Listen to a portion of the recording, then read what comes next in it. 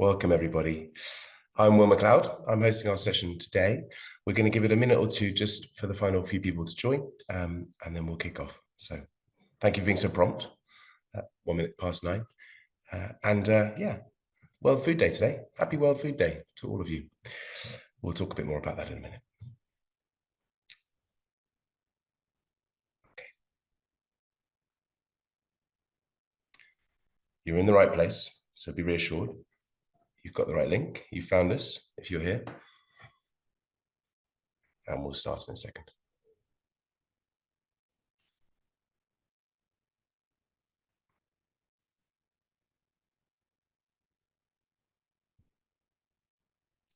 Okay. Welcome again to everyone that's joined. Welcome to our panel, who you'll hear more from in a minute. Thank you all for making the time to join us. We're aiming for this to be around an hour. Certainly won't be any longer. We might finish just before 10 UK time, or we'll try to at least. Just very simple housekeeping. This is a webinar, so the speakers in the panel will be on screen. You can post questions in the Q&A box at any point, and we will try and answer those as we go. But if we can't answer them, then we will email you afterwards and make sure that we get you an answer to your question. So please do post in the box. We will see those even if you can't. And if you have any technical issues or you can't hear us for any reason at all, again, it would be helpful if you let us know, because then we can try and sort that out whilst we're on the call. Of course, we've all been here for some time now, haven't we? There will probably be a technical issue at some point. Someone's internet will dip out, or they'll start sounding like a Dalek. So yes, please bear with us if that does happen, but hopefully we'll have a good, smooth webinar this morning. Today's World Food Day, as I said a minute ago. It's a day where we recognise the importance of food to all of us and reflect on the challenges faced by communities across the world who face hunger and food insecurity every single day. Our focus for this session is to look at this through the lens of climate change and look specifically at the impact of climate change on food security across the world and how we can practically support communities to deal with the effects of climate change and ideally prevent it in the first place. We wanted this to really kind of give you some tangible, real-life examples that help break this existential challenge down. I find it quite overwhelming at points, the challenge faced by us with the climate today. But what we are hopefully going to hear in the next hour or so are some really good case studies, some real life examples of how we're helping communities deal with it on a daily basis and what we can all do to support. Just before I introduce our panel, who know a lot more about this than I do, I'll first introduce myself. I'm Will Macleod, and I'm Director of Fundraising Communications here at Action Against Hunger, a charity in the UK. And I wanted to spend a couple of minutes just before introducing the panel to talk about how climate change causes hunger and some of the things that we're doing about this, just to set the scene, if you like. I don't need to tell you, we all know that extreme climate events are on the rise. Floods, droughts, wildfires, heat waves, all of these impact people living in the toughest parts of the world the most, destroying crops, livelihoods, ripping the fabric out of communities. Climate change forces migration, which in turn can result in pressure on jobs, conflict, destitution. It's a very complex problem that has widespread consequences, but we know that climate change causes hunger for the communities directly impacted and communities beyond those too. We think that every year climate change drives around 30 million people from their homes. And you can imagine what it feels like for the communities that are welcoming those people in who themselves are probably struggling. So we would call, here at Action Against Hunger, the climate emergency a humanitarian emergency. And we feel that without action, there will be a global food crisis due to the warming climate and to biodiversity loss. Having said that, as I said at the start, today we want to focus on what we can do about that. As a community of interested parties, all of us, I suspect, with some skin in the game. So to give you a couple of examples of what we'll do, and then I'll hand over to our panel to elaborate on those. At Action Against Hunger, we teach farmers about climate-smart growing techniques. We introduce nutritious, hardy crops that can better survive extreme weather conditions. Communities struggle sometimes when these conditions change so quickly and so fast, and they've got their traditional ways of doing things and growing crops and those crops themselves. We have to introduce different types of crops, ones that rely on less water, smaller plots of land. I've learned a lot in the year that I've been at Action Against Hunger now. I've learned about vertical farming. You might know more about this than I do, but who knew? a simple kind of effective way to increase yield using a smaller plot of land to grow things like beans that really helps communities feed themselves in a different type of way. And then, of course, if land keeps flooding, we look at other innovations. In South Sudan, we're looking at rice. We're introducing rice to communities that used to grow different crops altogether because their fields are flooded all the time. And actually, rice quite likes that in the way their other crops couldn't survive. I've learned that soil is key. You will know this too, that healthy soil means healthy crops. And there are crops that you can introduce, like sugar beets, which help reduce salt levels in soil and actually make it much more fertile, and you can grow much more on it as a result. We're doing that in Pakistan at the moment.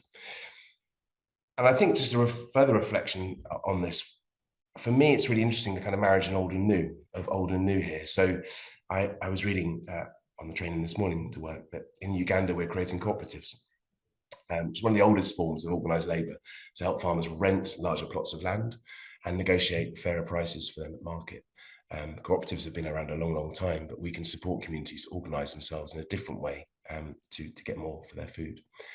And of course, technology. What an innovation that's been across the world, and across all sectors, but certainly in terms of climate change and food. So solar power, for example, is something that we're using a lot in communities now. In a heat wave or drought, the sun beats down on communities. How can we harvest that? How can we harness that power to the benefits of those communities to help with growth of crops?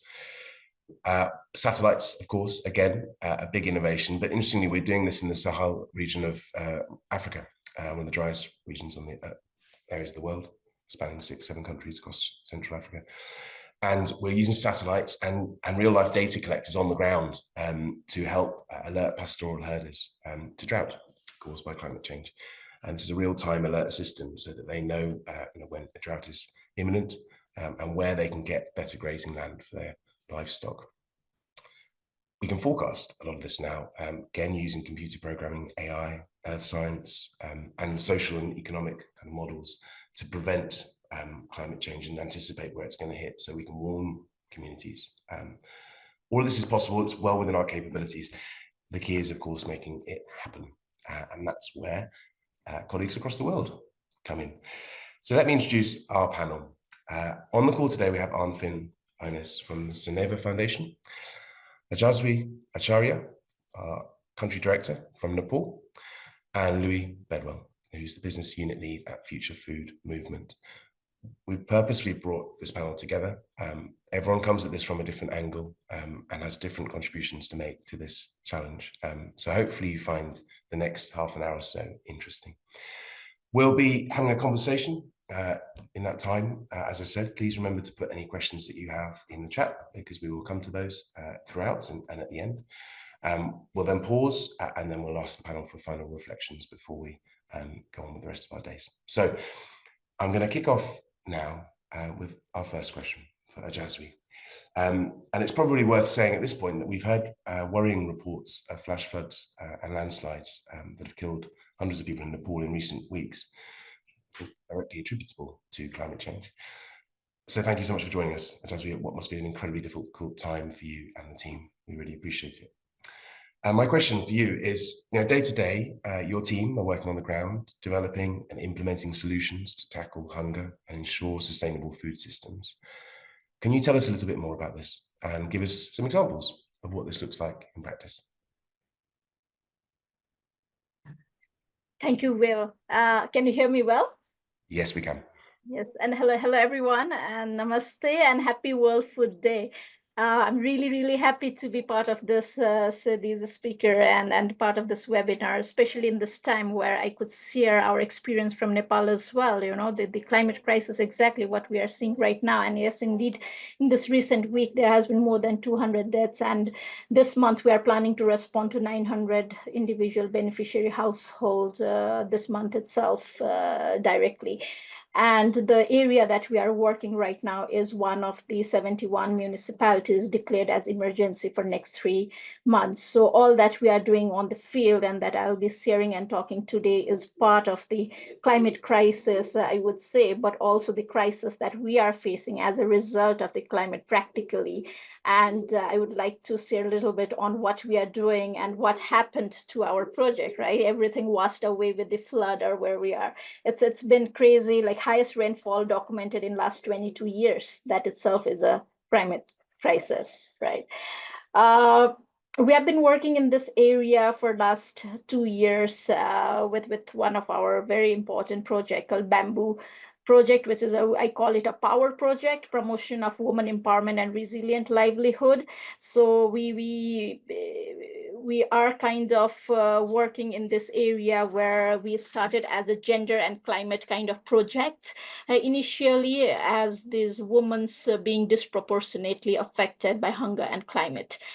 Social dynamics for these women are changing in Nepal. Their roles are changing as being the single female-headed family member, and they are into feminization in agriculture practices. So they are the one doing subsistence kind of farming, and then kind of taking care of the family, their children, everything, because the men's are out from the country to earn in Middle East mainly. So we find these kind of scenarios in the areas that we are working already. So already food system is quite dependent at community level, at household level, with the social dynamic changes.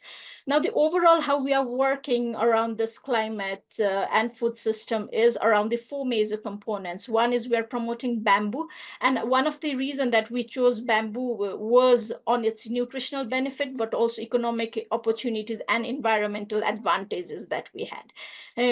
Promotion of neglected and underutilized crop species in kitchen gardening. That's another that we were promoting, which has adaptability to harsh condition.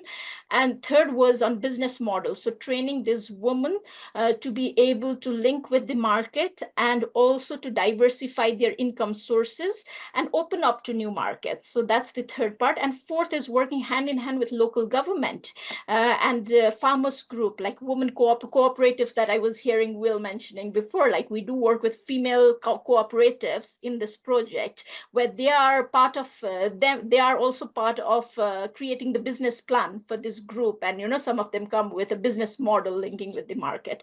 So basically, we are working around these four components where we are providing bamboo saplings. For to give one or two example, around like 10,000 bamboo sapling, around 15 hectare of land in last 2 years. We are technically training them to kind of create nurseries out of those saplings and then have their own nurseries in the communities from bamboo. Entrepreneurs, we have created almost 50 entrepreneurs to set up their businesses, be it mushroom farming or some of other cash crops or the neglected underutilized crop. And further, just one more that I will add is on awareness campaigns and working with local government on that, so that we are supporting them on local disaster and climate resilience plan and disaster preparedness response plan. So luckily, all this preparation and work that we are doing is now we are using practically on these disaster response plan and to work and already identify. It was quick for us to identify who were the vulnerable populations, and because we were working with them in a larger area covering the municipality. So this is just a glimpse on what we are doing with the current situation, linking it a bit more on climate and food security front. So I stop here for now. Yeah. Well, it's really interesting, Jasmine, isn't it? And I know one of our big kind of messages at COP in a few weeks will be to focus on women and girls who are often expected to provide food but have the fewest resources to do so, who obviously often don't have access to some of the safety nets that men typically have in the shape of property or assets, and often whom are employed in farming and agriculture. So I hit the first and the hardest. A bamboo powered project there as well. It's absolutely fantastic what you and the team are doing, and really holistic too. Perhaps a couple of final reflections on some of the kind of the measurable impact here, and I think particularly how this project helps with climate change resilience. How does it prevent disaster in the future? Yes, I think it's more around the climate smart kind of agriculture where we want to go forward. We are doing very little than what we could do in this community, but I think we are kind of building on to more of climate smart agriculture by implementing these resistant crops, which we see our bamboos still standing up there in this emergency with our kitchen gardening having these neglected underutilized crop species, which we saw is kind of tolerating these harsh conditions. Also, I think more adaptable to local condition and also provides more nutritional benefit. So we are promoting those crops has become like really good, impactful work on the ground at household level. Also influencing local government. I think local government would have been doing, all these plans randomly in these cases of emergency, while for this area we see local development plans incorporating those action plans developed for them or in case of disaster response plan. So we are able to reach beneficiaries collectively with a collective agreement. We are not disagreeing on we should go here or there.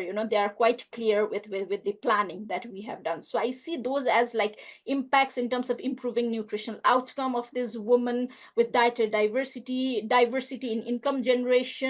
Carbon sequestration is another one, which we have recently done a baseline assessment so that we could see in actual terms what carbon, how much tons of carbon are being sequestered or is kind of will be done within in 10 years with the amount of bamboo that we have planted now for future. So and lastly, female farmers sustaining their families and growing their business. So these are more or less the measurable impact, I would say, with this project.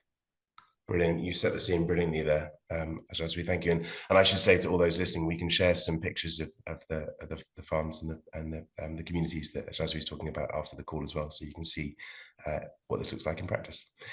Louis, I'm going to turn to you now, just to tell us a little bit more about the Future Food movement, which, from what I understand, is a really pioneering innovative solutions to address climate change and food insecurity.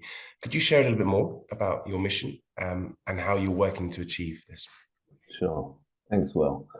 And I think listening to that last 10 minutes or so, we come at the problem from the complete other end of the supply chain, working with kind of primary producers, manufacturers, farmers, brands, and those retailers that are making food and putting it into the market. And across there is now certainly a growing realization that the leaders in every business, they need to think very differently about people, about planet, and about profit, and how those things interlink and how they can balance that to give their business longevity into the future.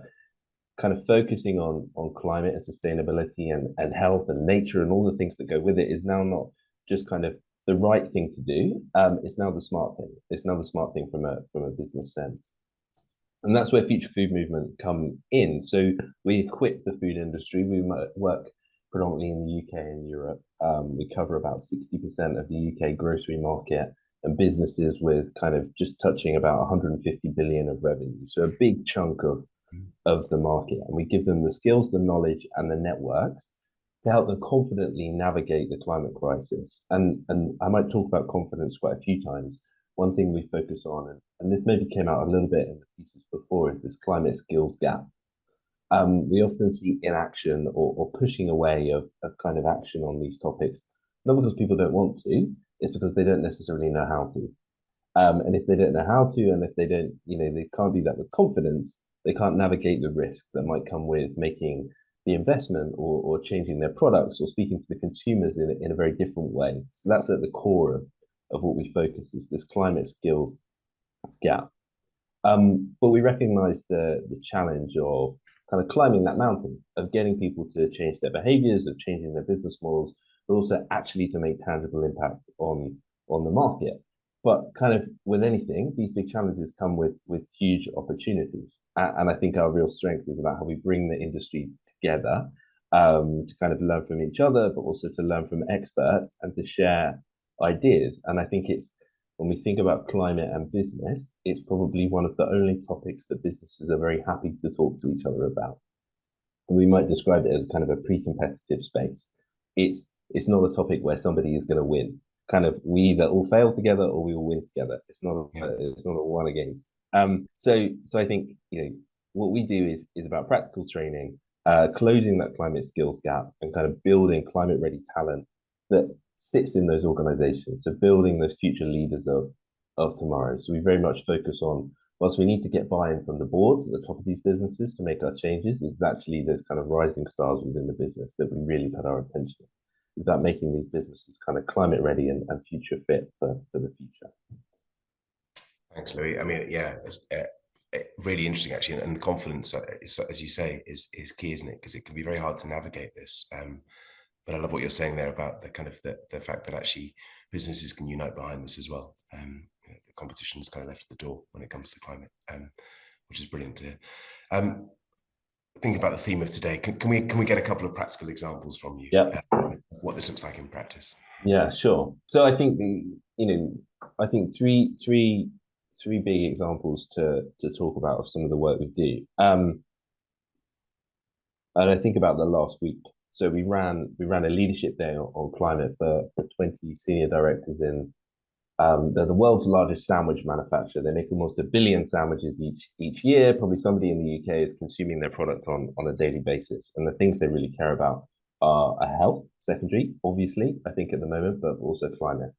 And in what they do, price, volume, how they engage with their customers, their ingredients and where they source from, they're all at the top of the list. And often climate, you know, it struggles to stay on the agenda. And our job is to go in there and to help inspire these teams and help them understand how they can make what they see as tomorrow's problem, climate, a today problem, and link them with these kind of commercial leaders. So we lead those senior leaders through a big long kind of training session to help build their strategies. I think after this, just after 10, I'm jumping off to deliver a session for our healthy and sustainable diets course. So that's a 7-week program. We've got 50 senior leaders from across the industry, about 20 different businesses who are coming together for 7 weeks to hear from 7 different experts, plus me, about these different topics. So they're coming together to learn about, so it might be about what does net zero mean for their business? How do they make products which are kind of climate ready? How do they think about innovation and how it can help us to solve some of these problems? So I'm delivering the session on innovation today, and one of the things we'll talk about is drought-resistant crops and vertical farming and precision fermentation. And we're now seeing for consumers, we're seeing the prices of or the challenges of climate change play out on shelf. Price of coffee has gone up by 100% for consumers in the last year. Olive oil has gone up by about 150%. And you've now got to a point where retailers are saying, well, we can't ask consumers to pay any more for this stuff. So what are we going to do? We either need to change the way they shop, we need to make less money on this, or we need to get people to buy something else completely. So this has become kind of a critical business risk. So for us, it's about how do we impart the knowledge to the businesses to help them build better strategies where climate is not an afterthought. It's about kind of baking sustainability into business, bringing that kind of business thinking into sustainability and scaling these good ideas. And the other piece is about them bringing the industry together. Collaboration is at the core of what we do to kind of share ideas and strengthen numbers. Brilliant. Thanks, Louis. Some great examples there. And as you say, coming to this from a different place, but interesting that we're both talking about vertical farming on the call today. So, yeah. Okay, I'm just going to pause for a second and just give another plug for the chat, which thus far has no questions in it. So if anyone listening does have any questions, please do pop them in there. And again, we'll come to those at the end. It's always nice for us as a panel to know that people are there and have questions for us. So if you do have any, please pop them in the chat. Arnfinn, I'm going to turn to you now. I know that sustainability is at the heart of what Soneva Foundation does, and that you've also recently had the opportunity to visit a project, an ACF project, which is our global name, funded by the foundation. Could you tell us a little bit more about Soneva Foundation and your recent trip? Yeah, hi, Will. Thank you. The Soneva Foundation supports development of projects that has a positive environmental, social, and economic impact. And wherever possible, the Soneva Foundation uses impact investing principles, seeking to recover outlays through carbon finance, which in turn we feed back into projects to help extend the reach and benefits to more families. So a key focus for us is carbon mitigation and restoring biodiversity. So the Bangladesh project we fund that has linkages to climate impact, in that it's the local communities that we support are very much the ones that suffer the most from climate change. So that is something that we find that connection very, very nice. What we're trying to do with this project is to provide the marginalized families with the skills and also a little bit of cash to start growing their own food in the backyard, as well as rearing animal, so that they can improve their nutritional health and saving money by not having to buy in vegetables or even meat from animals they're rearing. And we also then give them the knowledge to set up a small business to earn some extra income. These families are for most used to do labor work and really struggling financially. To set up a small business like tailoring, a small shop, fish rearing, etc. Help them actually create additional income so they don't need to do the manual labor. That's great. Yeah, that's brilliant, isn't it? I mean, and again, themes of kind of capacity building, supporting communities directly, to prevent future, a very holistic approach there, like the others we've heard today as well. You've met the people in the community quite recently, I've had the opportunity to do that. Could you share any reflections from that experience? Yeah, I had the pleasure to go to Bangladesh and visit the area, some of the families. And I mean, initially when I came, it was almost a little bit embarrassing because there was this traditional welcome where there was a group of women from the village that were chanting and with flowers and all, and like really bowing down when I came.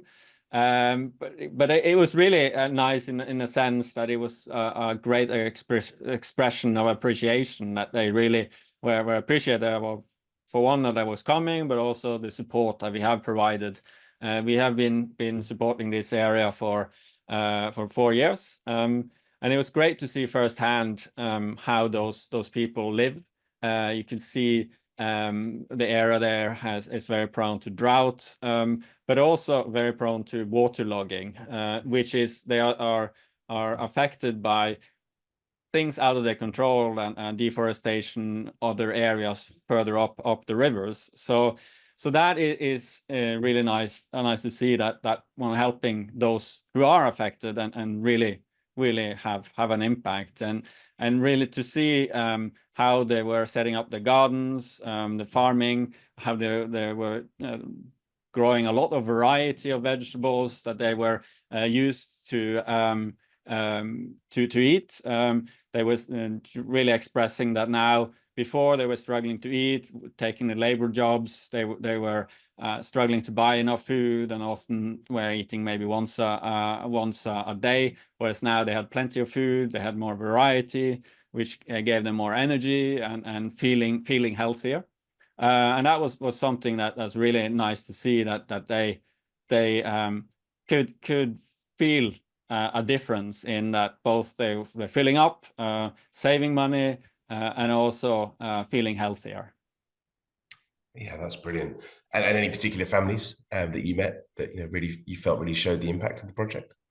Yeah, I mean, there were several, but I mean, one family in particular, and this was a family that was we hadn't recently supported. It was the year before.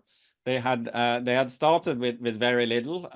They had got taught how to grow vegetables, and they got a couple of chickens and a goat. And over the course, they have grown. Where so now they had a lot of chickens. They had several pigeons, which they were very proud of because they had high value. They had ducks. They had a bunch of goats and even 3 cows, which was really seen as the real high value item. And so you could see that they had worked their way out and been able to not only provide themselves with food, but actually create access that they then can sell to the market and earn income. So in that, they didn't need to do any more labor. That was something that was really nice. So to see how we had sort of given, not handed out food in a traditional way. We had given them knowledge and teaching them how to grow, and from there they had taken that to further grow and really thrive. That was something that's really nice to see, and we could see that some of them, they had 100% more income than they used to have, in addition to be able to provide themselves with foods that made them healthier. So that was very nice to see. God, what a privilege, and what an amazing community. That's lovely to share some stories from there. Thank you, Duncan. I mean, it's really interesting listening to you, and all of you see day to day in your work how the climate crisis is a hunger crisis. And you're also very well acquainted and are some of the actors in this space. I've got a slightly different question for all of you now, and I'll come to each of you in turn. What role, perhaps unique role, do you see Action Against Hunger playing in this complex landscape? And perhaps, what advice do you have for us as well? Jasmine, do you want to start us? Yeah, I think as Action Against Hunger for us, with what I described in the project, we are one of the few actors who are working around this nature of bamboo, or linking it with women as well as to all entire value chain approach. So that kind of stands unique for us. There are a lot of national level dialogues that is happening on food system transformation from National Planning Commission, where we are quite an active actor. So our example of the projects are being taken at national level as something that is making an impact at climate change and food security lens. So that's already something that ACF has an added value in country.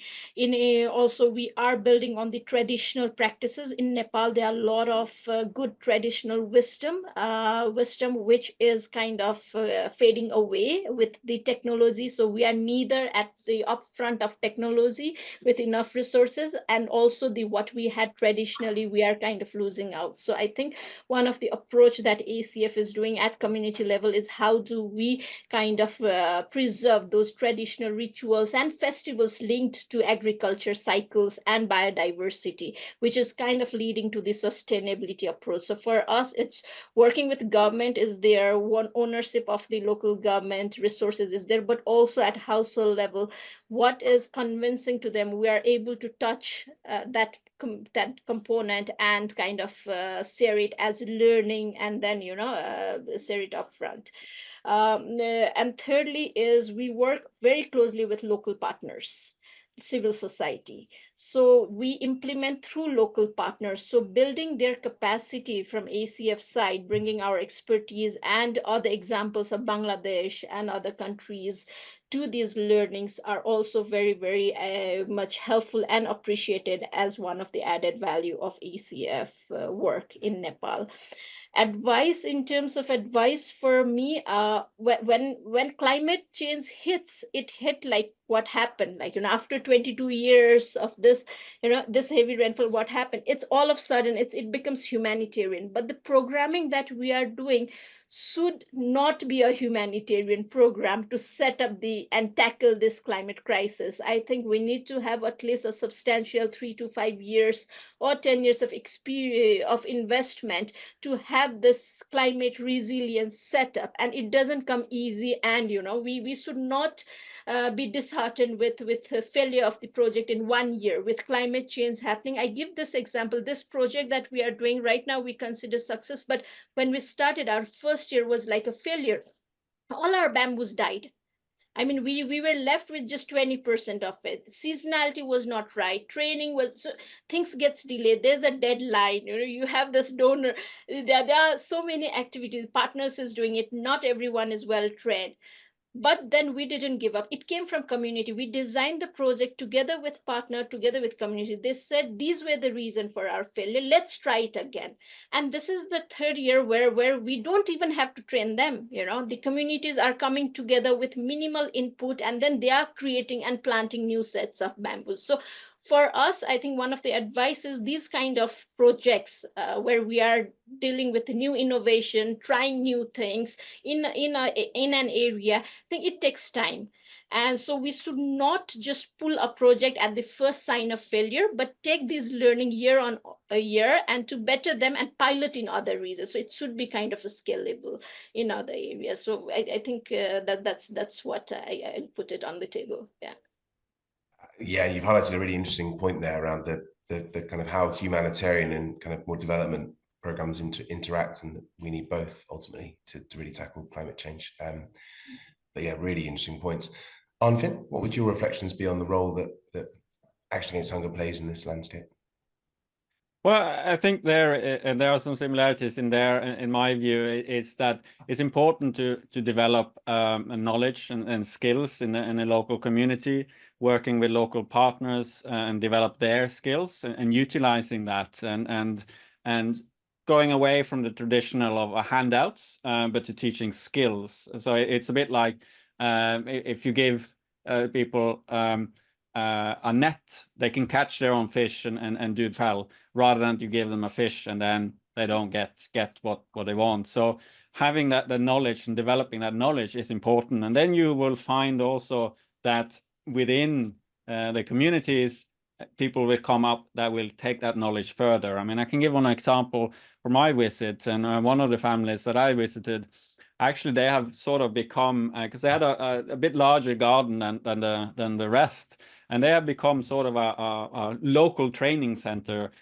for the village, so that they can come and learn about vegetable growing and how to do various techniques in farming. And that was something the family was very, very proud of seeing that they became almost viewed as some important people in the community.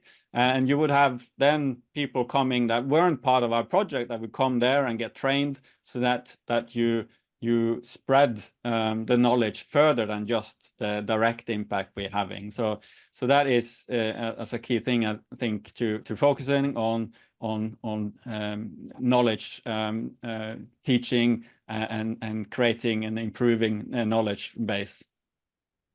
Thanks, Arnfinn. Yeah, brilliant advice for us as well, and a recognition of the work that's happening.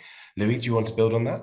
Again, what role would you see Action Against Hunger playing in this very complex landscape, and what advice would you have for us? I think that both the guys have talked there about that kind of idea of testing and learning and failing and kind of embracing that and learning from it resonates very much with me. And I think in business we learn to embrace that process of learning, but also the diverse views that come with us. I think when we're thinking about kind of full system transformation, there is no answer, there's no single answer, and there's no one party or stakeholder that's going to solve that problem. In reality, we're probably never going to win this race. We might just get ahead, and I think that will only come from working together. I think Action on Hunger's unique focus on hunger, which is very different to ours, but the shared value through that kind of very long-term solution and understanding how we can kind of embed change, not just put a sticking plaster on things, very much aligns with what we do. We benefit from where we're thinking about processes and systems and markets and investment and businesses. We very much appreciate that kind of human experience which comes from your work, and that gives us that diverse perspective, which I think, if nothing else, makes us never lose perspective of what we're actually trying to do. And I think one of the things that's inspired us to do, and this might touch on, I think it was James' question in the Q&A, was about inspired us to build a farmers advisory board. So we always felt that the people who are actually producing the food were always missing from these discussions.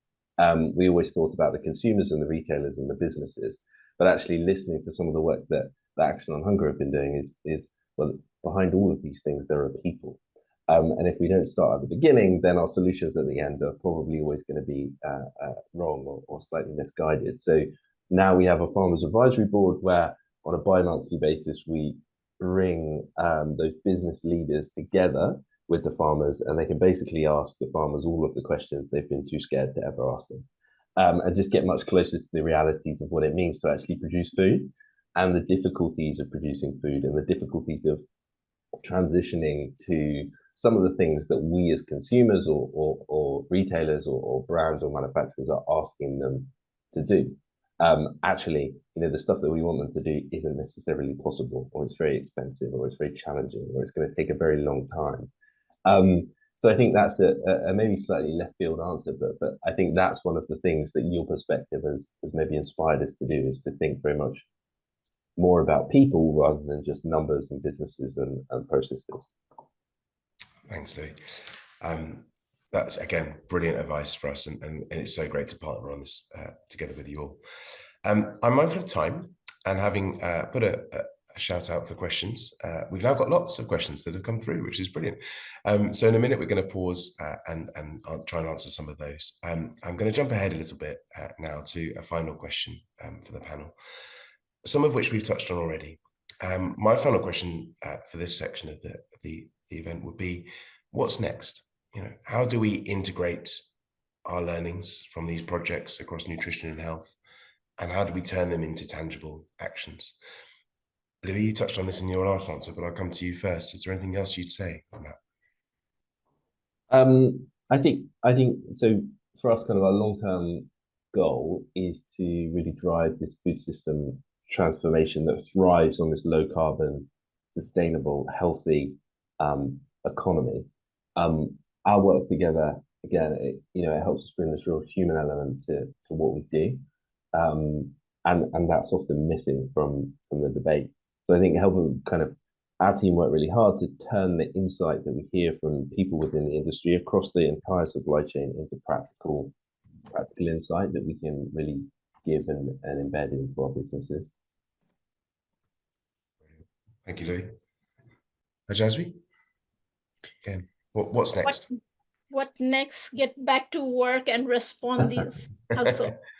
But yeah, I think that's part of what we are doing, and I think first most is the local government plan that we are working with them on, this response plan on climate mitigation and other things. So we will be responding according to the disaster preparedness and response plan together with local government. Share our experience, like we are part of the Start Fund network, so I think it has a wider reach within the country as well. So we have a few platforms that we are already engaged in country level, including government but also civil society space. We are planning to replicate this model and identify an area which has a better soil condition. Now we understand much better on this carbon sequestration with our baseline report, and also now it's helping ACF Nepal to understand the even more appropriate locations for these kind of interventions. We are planning to scale up on these actions and also feed at a larger dialogue on food system transformation at national level with our learning. So we are doing a smaller project, but I think and I'm sure this is going to have quite a learning and be working in collaboration with other actors soon in other areas. Thank you, Ajazvi. I'm going to turn to you now, and as well as telling us what's next and how we can learn and turn these into tangible actions, I'm interested to know what impact you want Soneva to have in the climate space. To touch on those two things together, the impact that you want to have, but also what's next for you and for us. Yeah, well, I think a key thing is to work with organizations who have the expertise and influence to design and implement climate resilient projects, and thus reduce the impact of climate change while strengthening food security is important. And sometimes you then need to look a little bit beyond than just the direct ones. So for instance, where the areas where they are prone for flooding, maybe it's needed to work with organizations that deal with forest restoration or mangrove restoration, restoring biodiversity that can prevent climate impact. So seeing a little bit outside the box there, and that's I mean, for us, where the Sonera Foundation want to have a big impact is I mean, we know that climate change is real and it's have a big impact, and very often the people that have the most impact are the ones with the smallest carbon footprint, and they are the ones suffering the most from climate change. So working with those in those areas and trying to restore nature and biodiversity is important for us. We have a strong focus on mangrove restoration, also forest restoration, but also we look into the ocean with coral restoration. So a lot of those climate impacts and biodiversity improvements is something that we work a lot with. And it's brilliant work. And again, we really appreciate your support and the support of all the panelists. You're doing amazing work in this space, so thank you. I'm going to pause there to look at our Q&A, which hopefully the panelists have been looking at whilst we've been talking, because there's some great questions in there, some tricky questions in there as well. So well done, audience. You're making sure you're really testing us here. I'm going to take each one in turn, because we do have a little bit of time. Louis, the first one's for you, and it's about how prominent carbon mitigation, sequestration, reduction is in your conversations with UK business. And if it is prominent, how are these topics integrated into innovative discussions and solutions? I think this is probably an answer of two halves. So very prominent, and I would say until maybe the last 12 months, it was at the core of all of the conversations we had. I would say that health, and if you're in the UK, the debate on ultra processed foods has kind of come to sit alongside that. That's something that has been very noisy in the press. So businesses are kind of feeling the heat from and seeing as a big risk. So it's very prominent. I think the thing which doesn't necessarily always translate it into action, or I think the term was innovative solutions, is this piece about knowledge. People don't know how to do it.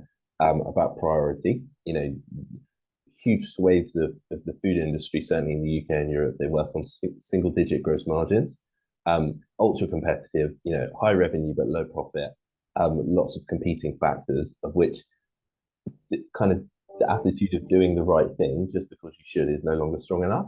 So I think people are kind of, what I would say is, hot topic, people are journeying up on it and they want to understand it, but the action at scale, and this is not fair to say for everybody, because some businesses are doing really interesting stuff, that scale isn't there, because I think everybody's been waiting, or is waiting to be told that they have to, with some kind of government regulation. So I'd say it's kind of, the question is, lots of conversations, overall, not much action. Thank you for your honesty, Louis. What did I know? I can definitely identify with that. I'm really enjoying the range of questions we have here as well, because the next one's for you, Ajazri, and it reflects the kind of the range of actors in the spectrum we're talking about here when it comes to climate change and hunger. Your question, Ajazri, is about vertical farming. It sounds incredible. I would agree. We talked about it a lot on this call. What has been the response from the community to us introducing some of these techniques, and what impact are we starting to see? Thank you. I think it's a very good question, and something very close to my heart, because it's so much inspiring to see, how quickly the people have adapted and embraced the technology as well, So the technology that we introduced on this sampling, like they were initially planting one bamboo against another one.